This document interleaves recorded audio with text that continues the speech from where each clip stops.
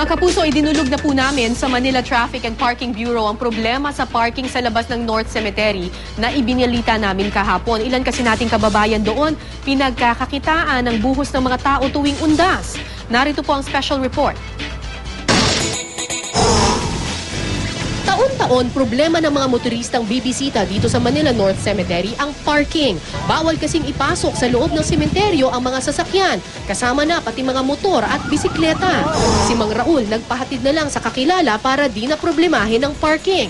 Sa dami ng tao, kaya kami naglalakad na lang. Tsaka may bayad ng parking, malaki. Baka manakawang pa. Pero ang mag-anak na ito, di na maiwasan ang magbayad na lang sa mga nagpapapark. Mga 100, kumisa 150. Oo. Kanina, okay na yun.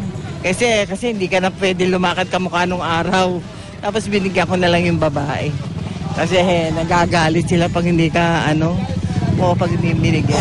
Ang bahaging ito ng Blumentritt Station, ilang dipa lang ang layo sa main entrance ng sementeryo, kaya ang mga residente at ilang nais kumita, kanya-kanya nang nagtatawag ng sasakyang magpapark sa kanilang espasyo.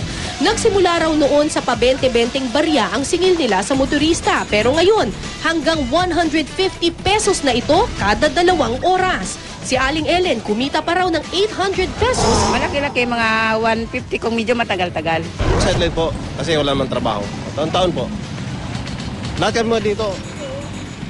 Ganun ginagawa ng parking. Ang problema, hindi naman siguradong ligtas sa mga parking area na ito, kaya payo ng barangay hanggat maaari, wag na lang magdala ng sasakyan.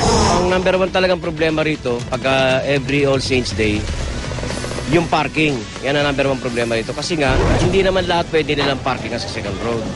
Dahil nga, siyempre, residente yan, minsan pinapayagan, hindi. Now, ngayon, sinasamantala rin kung minsan ng mga iba, naghahanap buhay, gustong kumita. Meron ding iba na nagre-reklamo motorista, kung minsan napapa-over naman daw mapamahal sa kanila. Ang mga secondary road na pwedeng paradahan ay ang Mariveles, Iba, Dr. Alejos Road, Isarog, Bulusan at Mayon.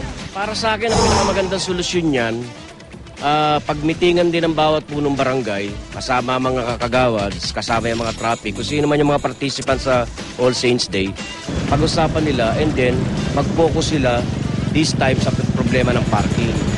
Kasi ang nangyayari taon-taon ganyan na may reklamo, minsan may reklamo motorista. Dapat talaga mag-focus this time. Ito naman ang bigyan namin ng pansin. Kawawa yung mga motorista. Papaparking doon, wala pong bayad yun. Nagdo-donate lang po sila. Kaya hindi nga dapat magbayad ng ganun. Pwede naman nilang insist yun. Okay, tumawag po sila ng kapulisan natin. Illegal nga yun . Kailangan talaga mag-assign na lang ang mga chairman ng mga constituent na naka-uniforme. Kahit na chaleco lang, na siyang magpapanatili doon, na AM, PM, hanggang night shift, na siya talagang toka doon kasama yung mga barangay tanod. At least safe pa siya.